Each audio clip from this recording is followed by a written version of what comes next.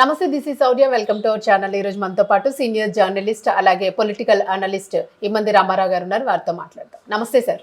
నమస్తే.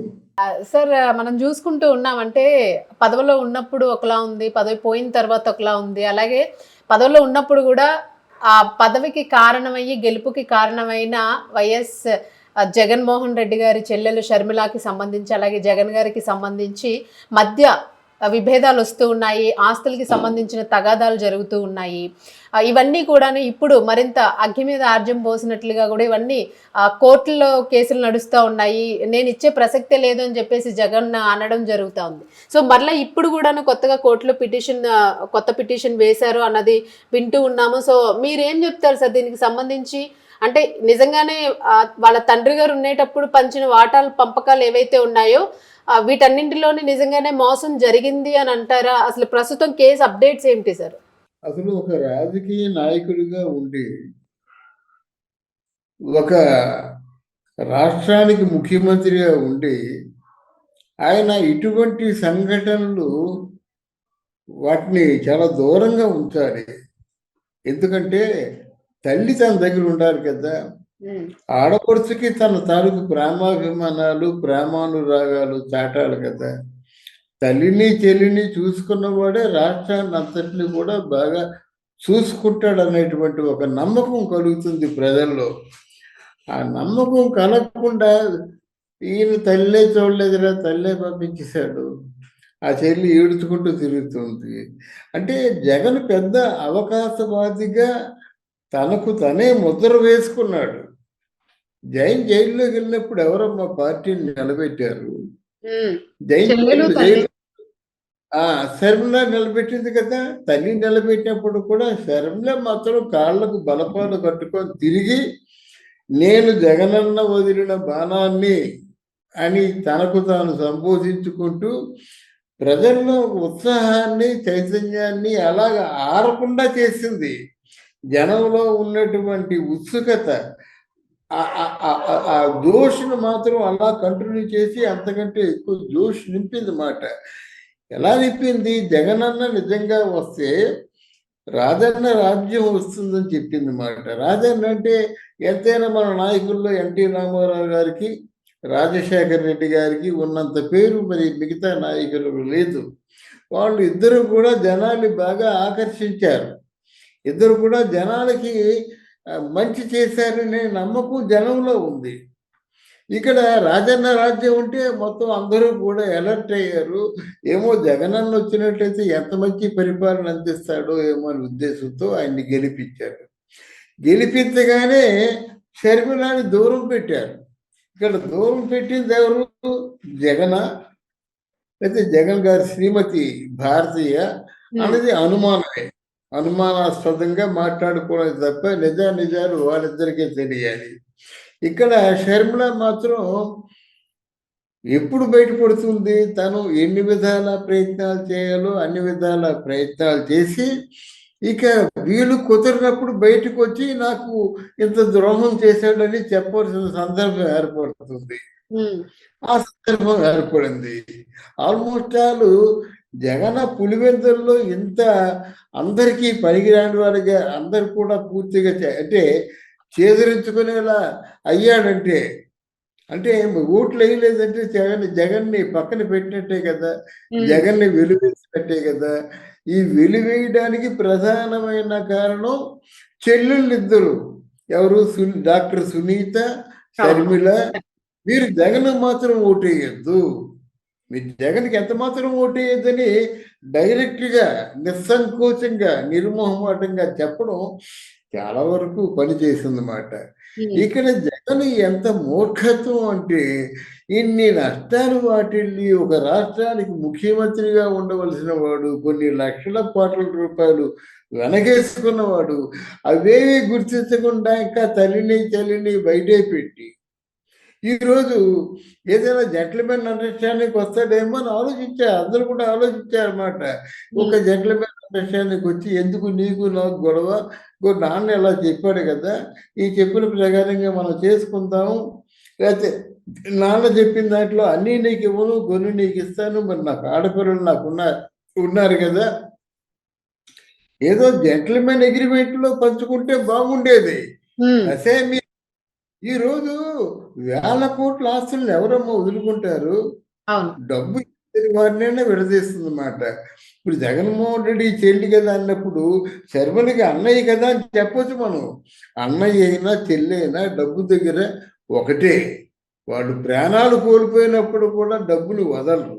ఉమ్, అందులో అయితే ఇక్కడ ఈ వేల కోట్ల ఆస్తిని ఎవరు పంచారు? జగన్మోహన్ రెడ్డి తండ్రి పెంచాడు. ఉమ్, అప్పుడు రోజులు అంతే కదమ్మా. వాళ్ళు ఉమ్, ఏం చేస్తారంటే, ఎందుకైనా మంచిదిరా, నువ్వు ఇది తీసుకో, చెల్లికి ఇది ఇచ్చేసేయి అని చెప్తారు. సహజంగా చెప్తారు అన్నమాట.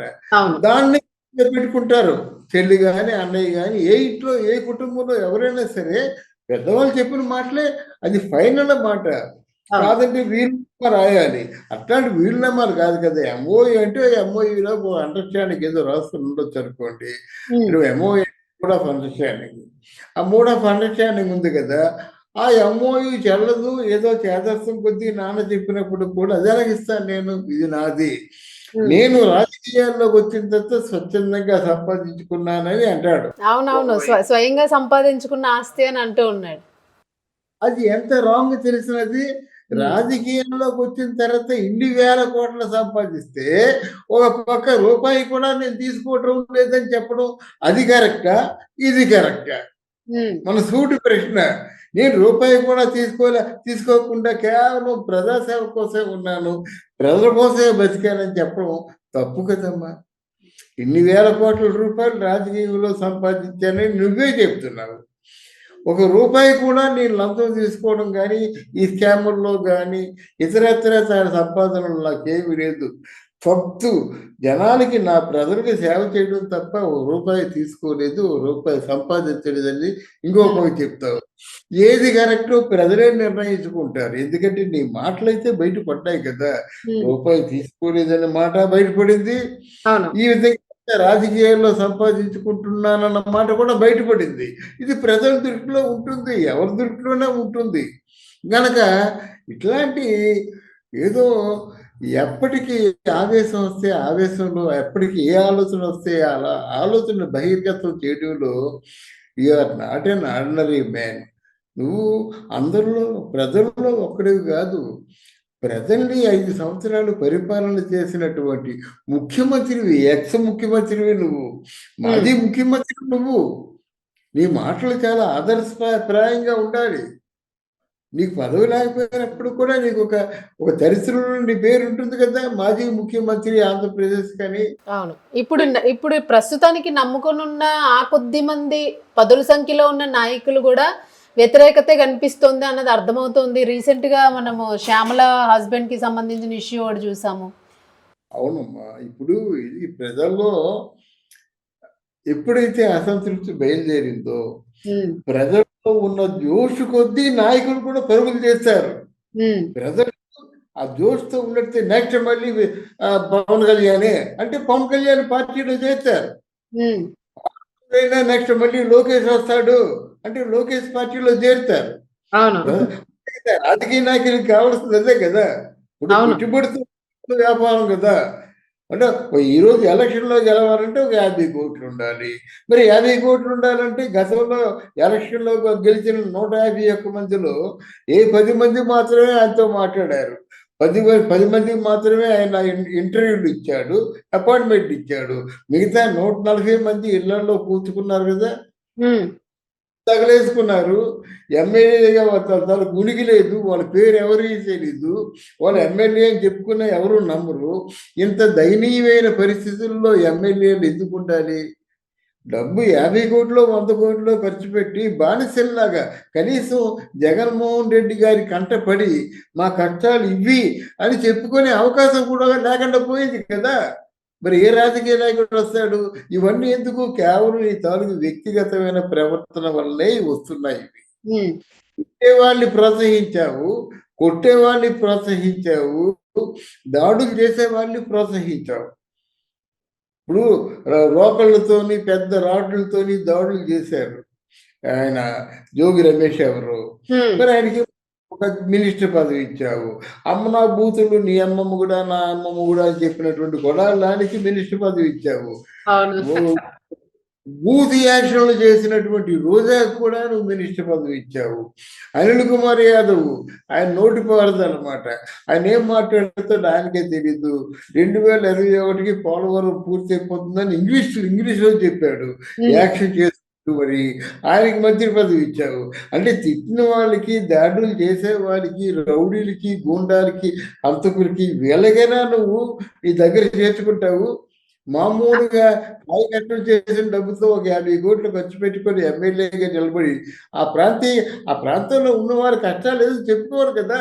అంత అంత అంత కష్టపడి సపోర్టివ్ గా ఒక మెయిన్ పోల్ లాగా నిలిచిన షర్మిలకు కూడా ఈ పదవి విషయంలోనే వాళ్ళిద్దరికి కూడా ముందు స్టార్టింగ్ ముందు విభేదాలు రావడం జరిగింది.